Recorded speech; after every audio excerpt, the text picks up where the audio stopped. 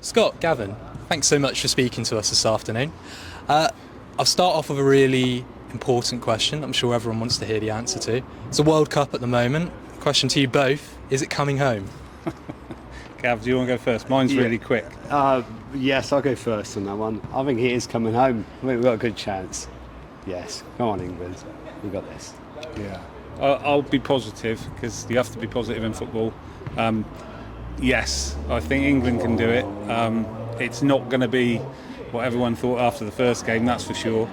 I think there'll be a few false dawns and a few painful moments, but I think England can do it. Yeah. Brilliant. And we'll come on to the season that's about to start in a few weeks' time. But if I could just ask a quick question about the season that's been and gone. Obviously, the dust has settled on that now. What are your key reflections? Obviously, Scott, you returned as chairman midway through last season. Gavin, you've just stepped up as vice chairman this summer. But what are your key takeaways from the season that's been and gone? Are there any particular lessons that you've learned from it? Yeah, lessons to be learned. Complacency around the club, around the squad. Focus, discipline in terms of training, in terms of, I don't think there was nothing majorly wrong. Injuries, making sure that cover is there, making sure that that cover is not injured as well. If key players, recruitment, once you're into the season, is very difficult. Recruitment's always difficult. I suppose the key reflections were just a little bit of complacency around where we were and the season we had before, and the players that we had, mostly the same players, thinking, well, let's not panic, we'll get out of it. It's a lot tougher league as the point system right the way up through the league proved last year. Everybody could beat everybody, and we won't be being any complacency this year. And moving on to this season that's about to start, as I say, I wonder if you could just both give us a bit of an update on what's been going on around the club in this off-season so far. Yes, okay. So obviously we got in Glenn for the season, which is great. He knows the team. He's got a good relationship with Tom. He's got the full support of me and Scott and the rest of the board. We've got a committed board to take this team forward. Around the actual ground itself, facilities, we've got good volunteers that have been working daily to help maintain and enhance the stadium. I'm really looking forward to going forward. Yeah, I think one of the things that doesn't get talked about enough, but we will be talking more. Obviously, the first year of the youth coming in underneath the umbrella of the main club. So we are now one club. A huge amount of work went in, last year to get that sorted. And then, of course, one of the main things that, the youth volunteers and people involved with the youth was organise a tournament. And obviously we had a very, very successful 2-weekend tournament. Unfortunately, I was away, so I couldn't do too much. But Gav and Sandy and numerous other people, lots of people to mention, but they did an outstanding job, and that's a really big thing that happens at the end of the sort of first season. The ladies now more established in the club. They'll be training on Tuesdays, same night as the first team. And they play all their games down here. So there's a huge amount of work that's gone on behind the scenes to bring that together. And then there's it's never really an off season because of what happened at the end of last season. You're straight into, right, what do we do in terms of players, what we do in terms of recruitment, what's our recruitment strategy, what's our, what type of players do we want, and so forth. So that started, straight away. Personally, I've sort of, with all the rest of the board, has tried to get some downtime because we're all volunteers, and then once the season starts, it's extremely difficult to get any sort of downtime in your personal life, and it's really important that we did that. But we'll all come back in. Well, we're back in now, sort of thing. First team are back in next week to start training, so things will all start to ramp up. I'll come on to how the squad's shaping up in a second, but you mentioned there about the youth setup now becoming part of the football club. How successful has that transition been? It's been a really great start, yeah, and with the youth setup, we've got 40 teams now, ranging right from reception school all the way right up to under 16s. We were fortunate last season we had the under 17s girls team. Going forward for the new season, they would actually be a ladies development team, so that's brilliant for the girls and ladies of the game also. But yes, following from Scott, the tournament was super successful. I believe we had 175 teams from across the county and further afield attend, which was brilliant.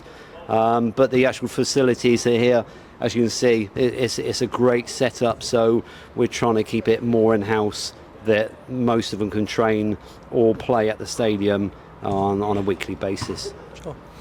If we can bring it back then to how the first team squad is shaping up so far in this off-season, obviously there's been a number of departures, a number of players that have been retained, new signings as well. How happy are you with what business you've been able to do so far? Extremely happy in terms of the players we've recruited. Every single one of those we had our eye on, or they were already here, that we wanted to retain. They were on that list. So we're extremely happy with defensively and midfield wise. The tough area at the moment is up front. You only have to. I don't read a lot of social media, but that's probably why. That's where we're looking now. I've just had a meeting with Glenn downstairs. There's 4 names that are on the list now, and that's the area that we're really going to focus on, because we're really happy with the defensive and the midfield side and the goalkeeper as well. Superb to see Ryan back as well. So, yeah, really happy. However, those final positions, it always gets tense. But I think when I first got involved with the club, I think we had about 4 players signed on when we came back for pre-season. Football has changed, in terms of how people go about their recruitment.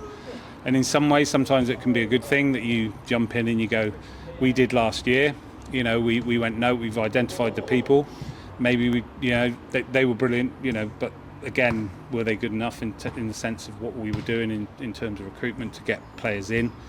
So again, don't panic. There's the message to the fans and everyone around the club. Don't panic. There is a strategy there to bring the right type of players in. We really want to focus on that this year. We think not. I wouldn't say that about any of the players last year, but the first thing we've got to do is for the players is they want to play for Dorchester Town, not the other way round where it's about the financial package, which we'll compete with any team in this league with. It's about I want to play for Dorchester Town. Yeah. How has relegation affected your ability to go out and recruit players? As you say, it's tricky. There's a lot of local competition. How has relegation in particular affected that? Yeah, I think anyone playing football or anyone in any line of walk of life, if they stay at the highest level as you possibly can. Football's a little bit different because money comes into it, and people will go somewhere because they're getting paid probably disproportionately for the league they're playing in, which can happen quite a lot.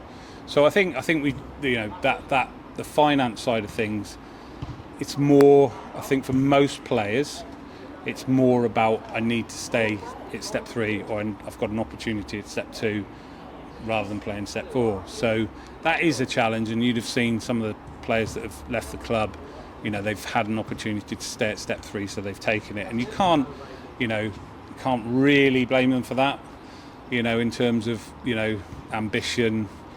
It might be finances, but certainly for us, with the players that have remained at step 3 but left the club, financially we were never out of it, so to speak. We can always compete. I won't linger on departures, but there is one player who I'm sure a lot of supporters were surprised to see leave earlier this summer. Wes Fogden obviously has gone to Weymouth. Just a quick one, was he offered terms to stay here? Yeah, Yeah, he was. Yeah, Wes. I won't go into great detail. Obviously, that's between the club and Wes and so forth, and that's confidential. But yeah, he was. We did discuss that, and Wes decided that he was going to leave, and yes, he's gone to Weymouth, which obviously, from a fan perspective, is never an easy move. But at the end of the day, if you look at the clubs and look at the players locally, they've pretty much played for every club. Most of the players, they play for Weymouth, Poole, Wimborne, Dorchester. They rotate round, but I know it hurts sometimes when they go to Weymouth. But it's just one of those things, really. There'll be a number of supporters as well who wonder how financially the club is doing at the moment, especially following a relegation. Can you both give us an update on that? Well, from a finance perspective, it's not affected the club at all yet, because we haven't opened the doors for one of the main revenue streams, and the main outgoings is obviously the player budget and what comes in on match day. So that we don't know really. We've budgeted, so I do the budget forecasting with Dev. We've budgeted for obviously lower gates slightly, obviously maybe lower sponsorship. Obviously, if you've got lower gates, then you've got lower income on the day, on match day income in terms of the barn, the T-bars, etc. But we'll have to wait and see. But there's a board meeting tomorrow night. All the forecast and the cash flow has been forecast out. We're in a very, very good place. The club is a totally different club from 5 or 6 years ago in terms of how it operates, income and cash flow. So it's in a really good place. Gavin. Yeah, just following on from the commercial side, yes, we've got to give great credit to Lee Loader, who does our commercials. Now he's taken some good money through commercial this season, or close season, ready for the new season. There's been a lot more interest of people wanting to back this club since the relegation. They've actually sort of reached out and want to even up some of their sponsorships that they've already done, which is great. So that's going to get us going in the right way. Brilliant. And last month we announced lower season tickets and match day admission prices. How pleased have you been so far with the response from supporters towards those? Yeah, firstly for me, I've been, we got the response we hoped, really. We've just been relegated. The fans have been fantastic. They've been fantastic, certainly since I've been here, but the growth over the last 5 years, I think we averaged 750. Obviously the Weymouth game will sort of a little bit of bias that, but when Weymouth weren't in the league the year before, we were averaging 850 when we got in the playoffs, and it didn't drop off, even though performances on the pitch, weren't where we wanted them to be. So absolutely, we've got an absolutely fantastic fan base, and we need to provide lots of things. Obviously, the first team football is one of them, but we need to provide everything we can at a sensible price when everything else is going through the roof in life. In terms of pricing, we thought we needed to give something back. So we either froze them, or those people who bought them last year got them at a good discount. So really pleased. And you're giving back, but as you say, despite the relegation, sponsors are giving back too and want to still stay involved with the club. That must be really pleasing. Really pleasing. Yes, can be proud of some of these supporters and the sponsors. For getting involved and want to be involved. It's a community club. Dorchester is the county town of Dorset, so we want to take that forward, and I think everyone else wants to take that forward with us. And Gavin, I'm right in saying that you've taken responsibility for organising pitch hire at the club this season. How have you found that in respect to relegation? Has that affected things? We're still getting good use of the 3G pitch. The 3G pitch is used really well. It's challenging to manage purely because of the amount of youth teams. As I said, with 40 youth teams trying to use this, we've got the first team. Going through, we obviously got champions who run the under 23s and the under 19s for us. We got the ladies, we got the ladies development team coming in, but also on a wider field we got the walking football. They use this weekly, and they're always doing good charity events. So that's brilliant, for the area.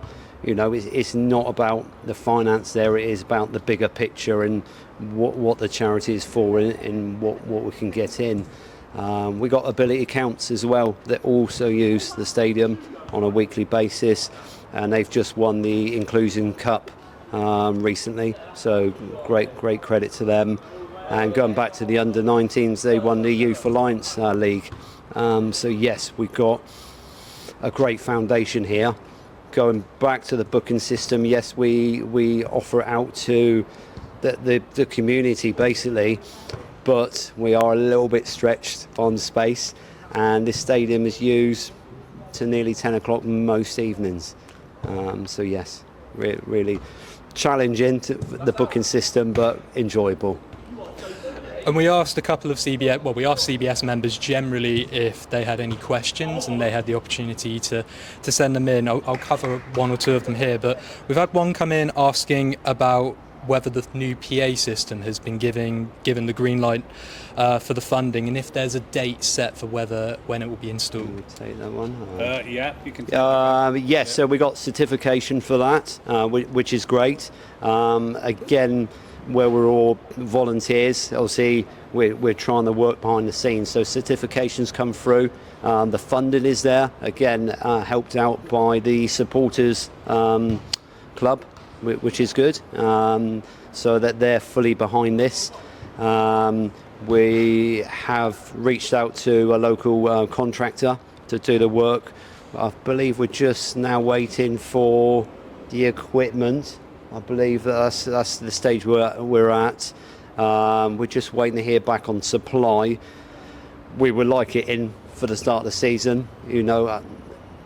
Everyone is busy, and it is tricky to say yes, it will be. But I'm putting the pressure on that. We're trying to get it installed before season kicks off. Okay, brilliant. We've had another one here talking about whether there's any plans to introduce a half-time challenge of some description at all during games. I know there's a Farnham Town were a great example of doing that last season, but is there any plans here to do something similar? Again, we want to obviously reach out, and obviously if people reaching out to enhance the stadium and see what we can offer.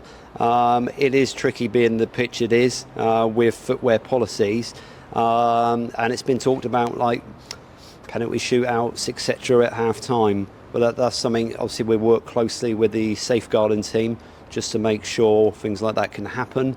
But yes, we're open for supporter suggestions, CBS members' suggestions, and see if we can come up with a plan to get them through the door. Yeah. One more from the CBS members. We had someone write in expressing essentially that they felt a bit detached from the club in recent years. They felt that there had been little communication, in their words. I guess they're asking, can we be assured that the level of communication will improve this season moving forward, really? I think you can always improve season on season in communication. It's how you communicate. You've got to look at the mix of fan base, and is it social media? A lot of things moved that way and have done over the years. Obviously, the challenge then is a lot of our fans, as we know, if they don't use social media, and that's normally where that comes from. So, well, we don't get any communication, and it's like, well, there's tons of it on social media, but it's a fair amount of it on social media, but they might not use those platforms. So we've got to think about that sort of communication mix over the coming seasons. We're always trying to evolve. We've got obviously we've got a lot of young people now who are involved with the club or play for the club, etc., in our youth sections, and we're always on the lookout for people who can enhance that. From a general communication perspective, I quite like the fact if people come down here, all the board members, they're not up in the boardroom, and not accessible. I always encourage people to tap me on the shoulder down in the bar, or when I'm walking round, or even in the town, just to talk about the football club. And I think sometimes people, they feel a bit like, I may not want to do that. I may not want to speak to Gavin. I may not want to speak to another board member that's down here on the day. So we will try to communicate with all of our fan base on a regular basis. I was really impressed with the fans forum I mean, ever since I've been at the club, you couldn't get a seat in the clubhouse. Normally, that's not the case. There's plenty of spare ones, but so it did show me and sort of make me realise now that wow, how we need to look at the cross section of people that come to the club, and how we best get everything out to them on a regular basis. And fans forums will be one of those things that we do on a regular basis now. So. Chaps, really appreciate that. You've covered a lot of different bases there. I've got one last question for you both.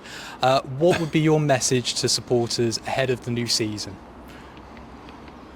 My message is just keep doing what you're doing. Keep doing what you've done. So ever since I've been involved with the club, the fan base has been absolutely tremendous. When I joined the club, this whole sort of ethos was for local people to come down here, enjoy the experience of coming down here, whatever they do here, whether they're in a youth team, whether they're a parent of a youth, whether they're a grandmother, whatever it is, you come down on Saturday afternoon. But my message to them would just be, please, just carry on supporting the club. They've been tremendous over the last 6-7 years for myself and everybody involved at the club. We've had some, and I think I wrote a vision 6 years ago, is to create memories for local people. We've certainly done that. Unfortunately, this year those memories may be a little bit negative from, but the memories from the previous year were just, people still stop me and say it's the best year I've ever had as a football fan. So we've got to get back there. That's the thing, and we'll need every single fan, to come down here and get this place rocking on a Saturday, and we'll do everything we can to make sure that everyone involved puts every effort to do that.